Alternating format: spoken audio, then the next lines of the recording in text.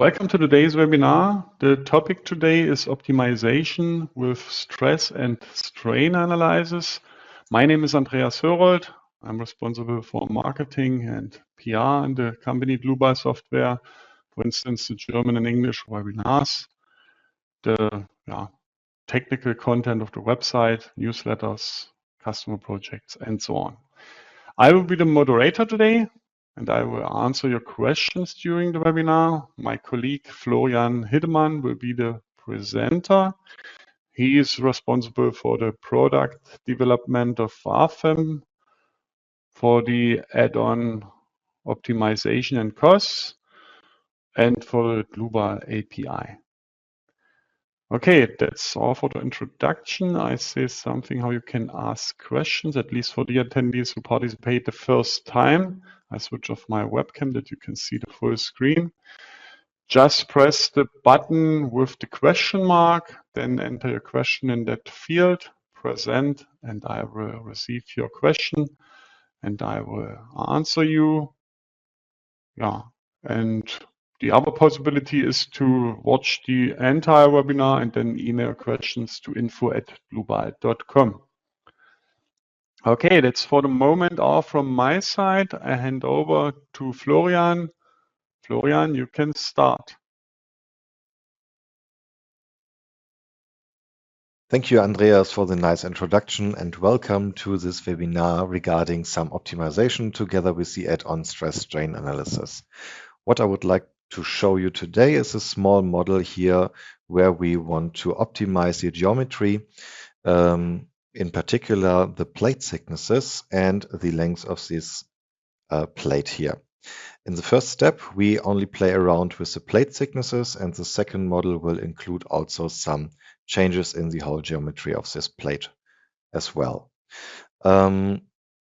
This will be the only model we have a look into today. I would like to show you the basic initialization, the setup for the add-on optimization, how it's worked together with the stress-strain analysis. We do some design setup here as well. And I would like to point out some nice details here in this model. For example, how to properly model some screw connections, or to get a more realistic result regarding here applying the loads on some holes like this, and have a backend plate with a non-linear support for the surface. So just to walk you through the model we are looking for today, the overall goal is to find a geometry which fulfill all our specified design needs and to achieve the minimum weight of the whole construction. So we just assume it's a facade connector or anything like that, and we would like to improve the material costs here for several of these connectors. Let's start with the loading. Here are three simple load cases defined. The combination wizards are turned off. We only need for this small example a design situation which contains some loads and design criteria we use in the design add-on. And we have here tension, vertical and horizontal force, just as other actions. And the forces here are applied on this single node behind the dimensioning. Let's turn off this for a moment that you can see it here. There is node number 10, and we apply a tension force in this direction in load case 1. In the second load case, we have a vertical force and a horizontal one, which will bend this plate here around the weak axis. So how is the model working? As you might see here, we have some nonlinear members here. And if I activate the transparent model, you can see that these try to simulate some weak beam section here. The model dimensions for these beam elements are chosen in a way that the surface area of the connecting part for the beam end is the same like the area for the cylindrical surface inside of this model here. So if we just make them invisible, show the transparent model, Then I choose a surface here where you can calculate with the diameter and P the surface of the cylindrical area, and then model some beam elements which would have the same area here. We made some good, this is our recommendation how to model this kind of screw connection here to have some effects regarding displacement of the hole itself and let the force find its way into the connecting plate here. Around the structure, there is a mesh refinement. So we would like to see a finer and nicer mesh in this area. Here is a radial node mesh refinement defined, circular. And even if this is bigger than the connecting plate, you can see that we have a nice structure for the mesh. On the plates itself, there are also defined some mesh refinements which make smaller elements just to ensure that we have a good looking, good distributed fine net here. The same is done with the holes in the plate which model the screw connection to the building here. There's a circular node mesh refinement with the same settings like we saw before. And the whole backend plate is supported with a nonlinear surface support. This is just to give a more interesting example. If you have like concrete under it or a filler or whatever, and it's modeled with failure in a negative contact thread, so we only can transfer positive pressure forces. And we are free in both lateral directions. Connecting to the center of these holes here, there are beams with a round diameter of 40 millimeters. In this simple example, they just represent some dowels or anything which are connected into the building and they are filled out with glue or something. I'm sure in your project you have the right and correct assumptions for that. And they are also supported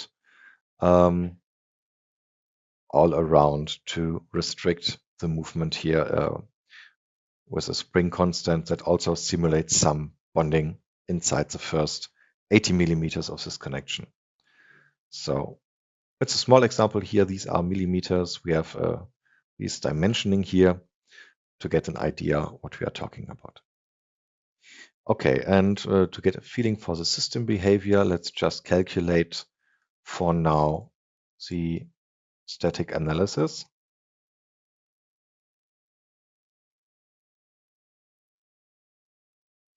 And after that, we will set up the stress strain add-on. So if we have a look on the deformations, you can see we are pulling with the tension load case here and the hole is deforming as well. It seems that we apply pressure only on this side of the hole like we intend. And the plate here is obviously deforming in a way that we can expect some contact stresses here, which would add some small forces to the bars. We can see this as well. If we pull with 1 kilonewton here in this direction, we get 0.26 in each bar. So it's a symmetrical load, but a little bit higher than expected. And maybe you can see this in the contact stresses. Here on the edges, because of the plate deformation, you get additional forces due to the fact that the band and plate is leaning against the building and apply another lever arm, let's say, on the bars here as well. So it's a little bit more interesting. And in vertical direction, we can see we have pressure forces here on the bottom side. Here on the upper part, there it's free, it's a nonlinearity. And if we bend it on one side, horizontal, we also see this in the bolt normal forces. And if we switch on equivalent stresses for the plates, you might see that we are dealing with a logical system here. Okay, and what do we do now to add some criteria to dimension it properly? In the stress-strain analysis, we have several options to define limits, and we start with the surface configuration. Because we have defined some material here, we make use of the parameters in our material library. So the add-on for stress-strain analysis will use the parameters from the material and limit normal stresses like they are described here in these formulas. What is important to know that the design add-on here uses totally different results in the static analysis. So if you limit sigma 1, sigma 2, and for example here this equivalent, it might have the same results also in the static analysis, but it's calculated on the own design checks defined here on the right side. So if you have sigma 1, for example, you can check here what is calculated behind. And if you want to have a user-defined limit for this, you can also input your absolute value you want to use for this, or you define a user-defined factor. If you don't want to design for 1.0, you can, for example, also restrict this to 90% of the allowed limit here, according to the used material. So you are free to edit these values here. By default, they are mostly according to your standard and code you have defined in the background. You can even change the factor here if you want to multiply that by 2 to see, okay, you allow double time of the allowed value. You can do that as well. But here in the default state, we check these parameters, and these are then in the following criteria to say this is a valid or not valid result. This is important for the optimization algorithm later. We also defined a line weld joint, and in the model, we can see it here. It's defined between both of these plates. Just makes it a little bit more interesting here. It's a T-joint, double fillet, and the weld size uses the global parameter we've seen before. It's half of the measure of the plate thickness. So on both sides, you have 6 millimeters for the weld joint here. And there's also a stress-strain analysis. And maybe you know this article from our knowledge base. It's also available in an English version, but here you can see we have some article here how to calculate and design check such joints. And according to that, I calculated, you can also find it in Eurocode, the stress limits I will make use here. At the moment, this line welded joint doesn't take it automatically from a material and makes these assumptions. So you have to calculate them on your own and define them as user-defined limit stresses. If I do it for material class S355, you can see that we have 436 for the comparable Mises stress, and for the normal forces in direction of the backend plate, and we use the 353.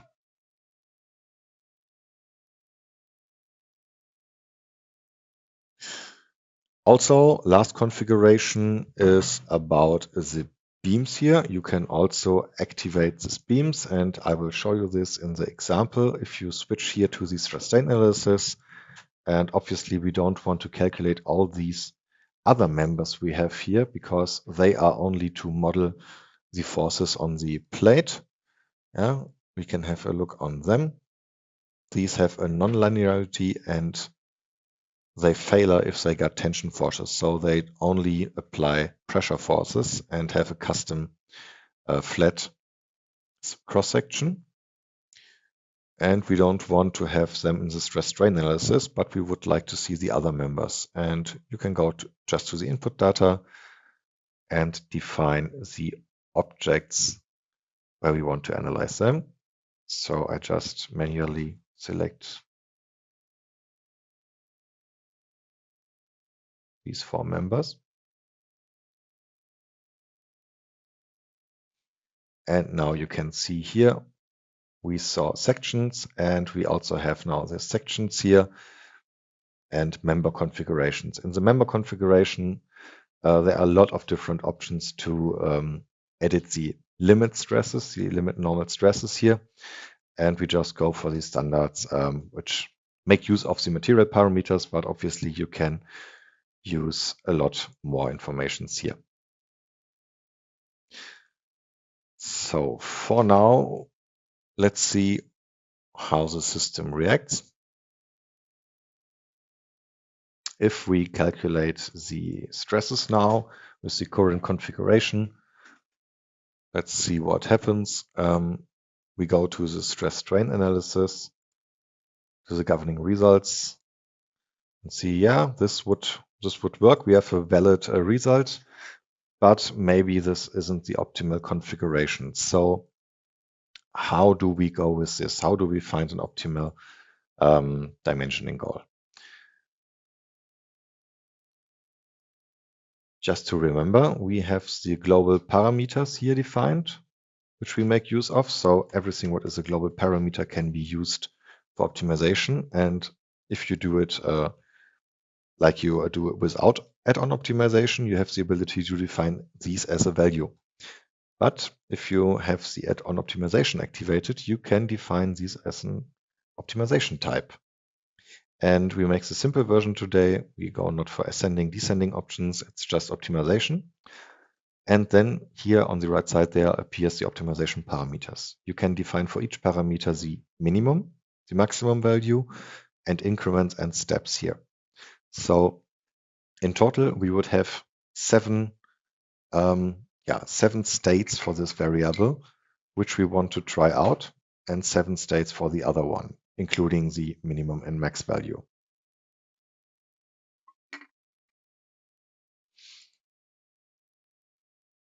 Under the menu for calculation, you can find the optimization settings now. And in the optimization settings, on the right side, you see exactly these global parameters which are set to optimization. And here you can also define later on if you want to make use of them, if you want to vary them in the way you specified with minimum, maximum, and the steps in between. And this has an influence on the number of possible mutations. If we see we have 7 states for the plate thickness A and 7 for B, we come to 7 with 49 possible model variations. And in this dialog, we set the overall goal, the target value. This is one of the most important settings here. There are as well some other options here, and in the future we would like to add also some formula-based evaluations or some other result types to give you more flexibility regarding your optimization goal. But at the moment, these are in a state of internal concepts right now. So for now, for today, we optimize for a minimum total weight of the construction. And for the first example, I would like to use the optimizer all mutations. This is just it's a dump method that varies all possible states. And the clever part of this add-on, I show you this later on, are the algorithms we can make use of, which try to follow more scientific strategy to find the best possible parameter settings in the shortest amount of time, let's say. So for now, let's calculate with all mutations. And what is important, every time you want to make use of such an optimization run, you have to set it active here. If you calculate now and reopen the dialog again, this will be deactivated. It's a mechanism that tries to avoid unwanted calculation runs one after another. So what will happen now? We won't calculate all 49 possible mutations because we have some clever strategy inside this model here as well. In the background, it will now try to calculate the models until it finds the best valid one. What the add-on optimization does now is verifying our two parameters, and it evaluates with the target value here. The red exclamation mark means that our activated design add-on has at least one design check which not fulfills the design limits. So if any design check exceeds 1.0 or whatever is defined there, a red exclamation mark shows that this is not a valid result. If we found a valid result, it will be a green arrow, a green check. And there is also a third option which we show, which we'll see in a few seconds, because we try to save time here.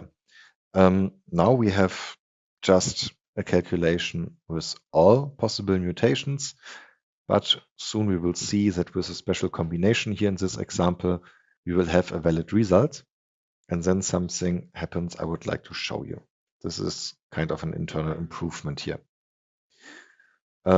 We see that no combination with plate thickness of 8 mm here leads to a valid result, but now we have 10, 10 as a valid combination, and suddenly we jump to the end of the calculation run without calculating 30 variants more. Why is this the case? You can see here that there's also a blue marking which say, okay, these are not calculated. The optimization add-on found model number 9 with 4.2 kilograms as a valid result. And it calculates in the background what was along from the geometry. If you take this geometry here, you can calculate without calculating the RFEM results by stresses, design add-on, whatever else. You can also say, okay, these parameters here will lead to a weight of the construction of 5.4 kilogram or 7.0 kilogram. And since all these results would be, would not so good as our model number 9, we skip the calculation of the design add-on here. So it saves a lot of time until there is a possible mutation which would lead to a better weight than 4.2.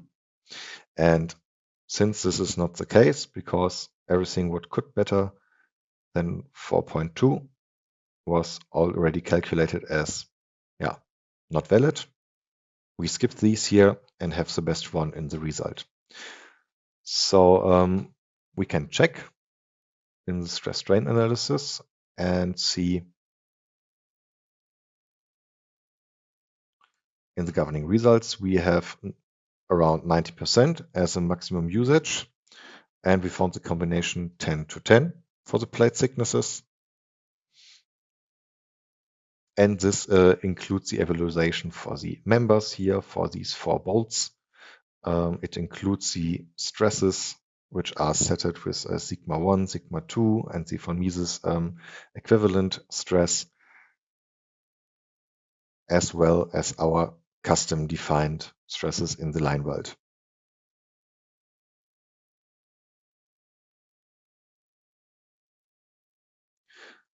So that's it. The add-on gives feedback to the add-on optimization, what is valid, what is not valid, and varies these results. And with 49 possible mutations, it's affordable to just have a look at all of them, but it gets a little bit more tricky if you have further parameters. And now we are enhancing our example here, and later on we compare this with a pre-calculated version here. So what we want to do now is also make some variation for this part. I already measured it for this length here for the plate where the load is applied. Therefore, we go to the global parameters, make a new optimization variable, because this is the one we want to find in this small example, and we verify it from 80 to, let's say, 140 with steps of 10. So it tries to help me here with some assumptions. Sometimes you have to move back and forth because it's calculating 6 by 10 and then the end or beginning value. And as you can see, we have now a third variable here. And with this variable, maybe you already know, you can use these formulas directly into some coordinates or other input fields. And just to demonstrate that it's also possible here, we can use a formula directly in the global parameters, calculate some coordinates here. That's half of this length.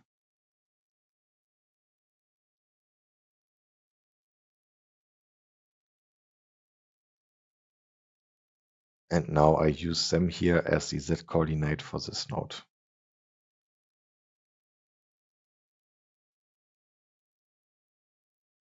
So this is the upper part.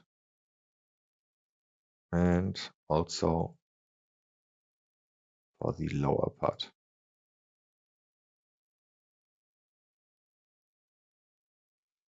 Okay, and now we have another option here. And if you change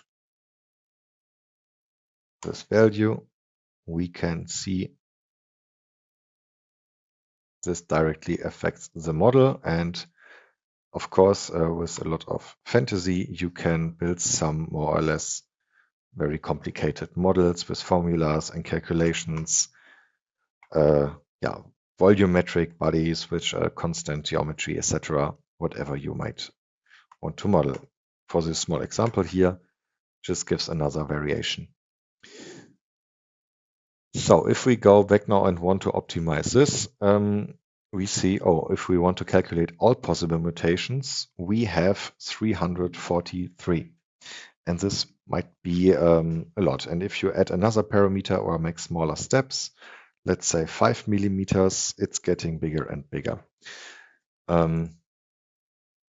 Let's just do it here in this example. We say, let's do an increment of 5 millimeters up to 150.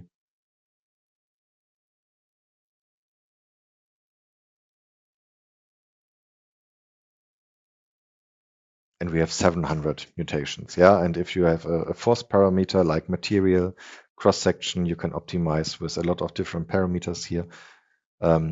It explodes very fast, that you have thousands of different mutations. And we have some strategies built in for this reason. If you choose for such kind of problem, the particle swarm is very convenient. If you activate this, you can limit the maximum calculated percent of these mutations. So if we would go for 5% of the mutations, we will calculate 5% of 735. And let's do this right now. So the algorithm won't just go stupid, holding one variable fixed value and then counting the other up. It has a look on the sensitivity for each parameter, which leads to a valid result with an optimized target value. And here, luckily, with a random mutation, it found a result, but we already know this can be much better. And the algorithm is trying to find with mathematical and scientific strategies behind the best mutation in a short amount of time. And it will at a maximum calculate 36 models now because we set it up to 5%. If we have, like we show in the first example, some models which exceed the best optimization goal from this run, we will skip the calculation, which makes it even faster. So the 36 combinations here are also quite fast now. And we already found with varying this length a much better system than before, where 8 and 8 is also possible.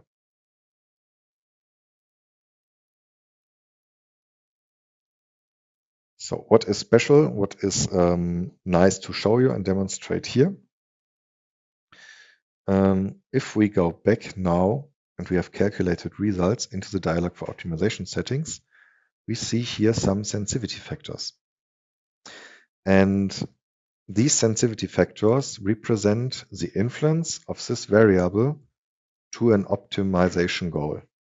So this parameter for the plate thickness B, is more sensitive to the target value and the valid result than the length of the plate here, according to all mutations calculated up to this point. And we built in, it's not easy to understand, we have to admit, but if you activate the pre-calculation of sensitivity factors, RFEM will do a two-step calculation to achieve more refined sensitivity factors here. In the first step, it calculates an amount of, if you make the k factor 2, 60 possible mutations. Then the add-on has some sensitivity factors. And after that, an optimization one will be done only if some variables have a sensitivity greater than this value. Alternatively, you can choose the number of parameters with the highest sensitivity factor. For example, if we would calculate this one, RFEM will go with another run for 60 mutations, re-evaluate the sensitivity factors by 60 mutations then, and after this it will make a optimization run with 5% of 735 and combines the two best parameters, which would be from this execution B and A for the plate thickness. So this is this option here you can see below. It's very handy if you have a lot of different parameters, maybe 100, 400,000 possible mutations, and you want to have more control. And if you have some models which need a lot of time to calculate, you are happy if you can reduce any amount of possible mutations you would like to see. Another big thing is that our results are stored now in cache. We made our first optimization run and we have some results here. And if we start another optimization run here, for example, with 20% of the mutations, and I leave that as it is, start the calculation again, then we can see that our existing results are stored in the meantime. So they are not deleted, and the number we need to calculate is reduced. So you have the advantage that you can, if you have intense calculation jobs, you can just store these models and calculate them later on if you have no changes in between with the model itself. And you can abort the calculation as well at every time. And we store the best calculation you find up to this point. So you can see we have model number 11. And if you click any other combination here and you want to see what would the result be, for example, model number 20, just make a double click here and you can see that RFEM is setting the parameters like they are used here. And then you can calculate this current case. You won't start another calculation optimization run here because it deactivates after each use. And then we see the results in model number 20.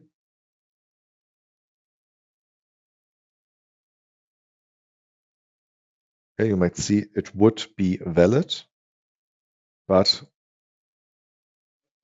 also with a very high target value. So this is not considered as an optimization goal, an optimized goal. And these ones here are calculated because only the next variants which have less weight than 3.5 will be calculated then. And yeah, now we had some very good options here, and we saw that we found even with the 5 millimeters, that is a better optimization one than in my prepared model here. And for today's webinar, the short one, that was everything I would like to show you. And thank you very much for your attendance. And I give back to Andreas for the moderation right now. So thank you very much. And if you have any further questions, please write us after the webinar. Thank you.